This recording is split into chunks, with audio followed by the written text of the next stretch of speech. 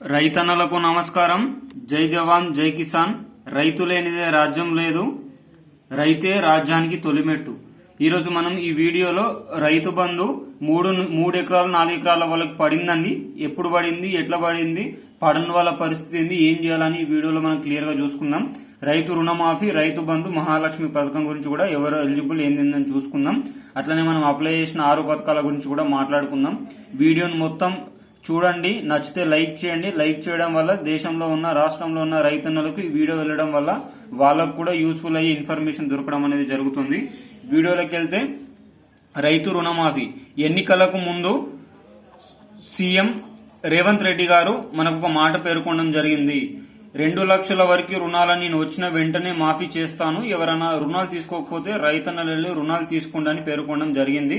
తుమ్మల నాగేశ్వరరావు మంత్రివర్యులు 50,000 దఫాల వారీగా మాఫీ చేస్తామని పేర్కొనడం జరిగింది. కానీ 2 రోజుల కింద జరిగిన ప్రెస్ మీట్ లో సీఎం గారు పేర్కొనడం అనేది జరిగింది. ఫిబ్రవరి నుంచి రైతు రుణమాఫీ అనేది చేస్తాము, బ్యాంకు మేనేజర్లతోటి దానికి సంబంధించిన ప్రొసీజర్ ఏ విధంగా అంటే ఎట్లా రుణమాఫీ చేయాలా, ఏంది, ఎంత వరకు ఉంది, ఏ బ్యాంక్ లో ఉందని చెప్పేసి బ్యాంక్ మేనేజర్లతో మాట్లాడమని కూడా జరిగింది. బ్యాంక్ మేనేజర్స్ తో మీటింగ్ అనేది జరిగింది. సో దీన్ని బట్టి ఫిబ్రవరిలో జరిగే బడ్జెట్ లో దీనికి సంబంధించిన రుణమాఫీ అనేది పేర్కొనడం అనేది జరుగుతుంది. సో రైతులకు 2 లక్షలు ఒకే దఫాగా ఒకే విధంగా రుణమాఫీ అనేది జరుగుతుంది రైతన్నులకు. దీనికి సంబంధించిన అప్డేట్ కూడా రావడం జరుగుతుంది. ఇది రైతులకు ఒక పండగ అని చెప్పుకోవచ్చు. నెక్స్ట్ రైతు బంధు. ఆల్రెడీ రైతు బంధు 2 ఎకరాల వరకు అందరికీ పడిందండి. నాకు కరీంనగర్ నుంచి ఒక పర్సన్ మెసేజ్ చేయడం జరిగింది. వాళ్ళకి 3 ఎకరాల 17 గుంటలు ఉందంట. వాళ్ళకు రైతు బంధు ఈ రోజే పడిందని చెప్పిండు. 5,000 చొప్పున రైతు బంధు పడిందంట, ఎకరానికి 5,000 చొప్పున ఈ రోజే పడింది అని ఇంతకు ముందు ఆయన మెసేజ్ చేయడం జరిగింది. సో దీన్ని బట్టి చూస్తే మిగతా రైతన్నలకు కూడా 4, 5, 3 ఈ 3 ఎకరాల వారికి అంటే 3, 4, 5 ఎకరాల వారికి కూడా తొందరనే క్రెడిట్ కావడం అనేది జరుగుతుంది. అంటే వాళ్ళకు 3 ఎకర్స్ కి పడింది, మాకు పడలేదంటే ఒకేసారి పడదండి. ఎగ్జాంపుల్ తీసుకుంటే మాకు 2 ఎకరాల 17 గుంటలు ఉంది, వేరే వాళ్ళకి 2 ఎకరాల 27 గుంటలు ఉంది. వీళ్ళకేమో 2 వీక్స్ కిందనే పడింది, మాకు మాత్రం 2 డేస్ కింద పడింది. సో ఈ విధంగా అదే విధంగా ఇప్పుడు 3 ఎకరాల వాళ్ళందరికి ఒకే విధంగా పడుతుంటే అంటే పడదు. కొంతమందికి ఒక గంట అటు ఇటు లేకపోతే 1 డే అటు ఇటు అనేది పడడం అనేది జరుగుతుంది. ఫిబ్రవరి 1 వరకు 3, 4, 5, 6 ఎకరాలు ఈ అన్ని ఎకరాల వారికి జమ కావడం అనేది జరుగుతుంది. 6 నుంచి 10 ఎకరాల వారికి వీళ్ళకు కూడా రైతు బంధు పడే అవకాశాలు ఎక్కువ మోతాదులో ఉన్నాయి. ఎందుకంటే లోక్సభ ఎన్నికల దృష్ట్యా 10 ఎకరాల వరకు రైతు బంధు ఇచ్చే యోచనలో ప్రభుత్వం అనేది ఉన్నది.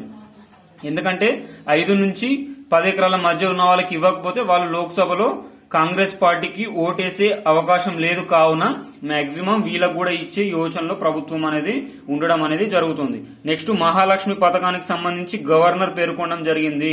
ఫిబ్రవరి 1 వీక్ నుంచి మహాలక్ష్మి పథకం అందరికి ఇస్తాము. వీళ్ళకి సంబంధించిన ఎలిజిబిలిటీ లిస్టు కూడా తొందరలోనే రిలీజ్ చేసేసి విలేజ్ రెవెన్యూ ఆఫీసర్స్ ని, విజిలెన్స్ ఆఫీసర్స్ ని, అదే విధంగా పంచాయతీ సెక్రటరీ ఇద్దరిని కలిపేసి ఒక సర్వే నిర్వహిస్తారు. ఈ సర్వేలో ఎవరు ఎలిజిబిలిటీ ఉంది ఏందని చెప్పేసి చూసి గవర్నమెంట్ కు నివేదిక పంపిన తర్వాత వాళ్ళు మన దగ్గర నుంచి bank account, ration card xerox, Aadhaar card xerox, mobile number ఏదైతే లింక్ అప్ ఉందో దాంతో ఫామ్ నింపించుకొని మహాలక్ష్మి పథకం మార్చి నుంచి అమలు చేయడం అనేది జరుగుతుంది. మహాలక్ష్మి పథకం మార్చి నుంచి అమలు చేయడం అనేది జరుగుతుంది. ఎవరైతే ఎలిజిబిలిటీ ఉంటారో వాళ్ళు మాత్రం రేషన్ కార్డ్, ఆధార్ కార్డ్, అదేవిధంగా bank passbook, mobile number update లో మాత్రం పెట్టుకోండి. అదేవిధంగా మనం అప్లై చేసిన అభయహస్తానికి సంబంధించిన 6 పథకాలకు సంబంధించిన గైడ్ లైన్స్ కూడా జనవరి 31న వచ్చే అవకాశం ఉంది. 6 పథకాల్లో ఎవరు ఏ పథకానికి ఎలిజిబుల్ అసలు అదొక ఫైనల్ లిస్ట్ ను విడుదల చేసేసి దాన్ని విజిలెన్స్ అధికారులకు ఇచ్చేసి విజిలెన్స్ అధికారులు ప్లస్ పంచాయతీ సెక్రటరీలు ఇంటింటికి తిరిగి సర్వే చేసి వాళ్ళు ఇచ్చిన డీటెయిల్స్ కరెక్టా కాదా అని తెలుసుకొని గవర్నమెంట్ కి ఆ సర్వేని పంపిస్తారు. తర్వాత గవర్నమెంట్ ఫైనల్ లిస్ట్ చేసేసి ఎవరికి ఏ స్కీమ్స్ ఎలిజిబుల్ అనేది చూడడం అనేది జరుగుతుంది. ఇందిరమ్మ ఇల్లు అప్లై చేసిన వాళ్ళు 44 లక్షల మంది ఉన్నారు. గ్యాస్ సిలిండర్ కోసం అప్లై చేసిన వాళ్ళు 97 లక్షల మంది ఉన్నారు. ఆల్రెడీ కేసీఆర్ డబుల్ బెడ్రూమ్ ఇల్లు అప్లై చేసి పెండింగ్ లో ఉన్నవారు, బిల్లులు పెండింగ్ లో ఉన్న వాళ్ళకి ఫస్ట్ ప్రియారిటీ ఇచ్చి వీళ్ళకి క్లియర్ చేసిన తర్వాతనే రేవంత్ రెడ్డి సర్కార్ గారు కొత్త ఇల్లులు ఇస్తా అని చెప్పేసి సిఎస్ శాంతి కుమార్ గారు కూడా పేర్కొనడం అనేది జరిగింది. సో కేసీఆర్ డబుల్ బెడ్రూమ్ లో ఎవరైతే నిధులు పెండింగ్ ఉన్నదో వాళ్ళు కూడా వరీ కాకండి, వాళ్ళకు కూడా మనీ రావడం అనేది జరుగుతుంది. హోప్ సో మీ అందరికి వీడియో నచ్చింది అనుకుంటున్నా. వీడియో నచ్చితే లైక్ చేయండి. జై జవాన్ జై కిసాన్, జై హింద్, జై భారత్.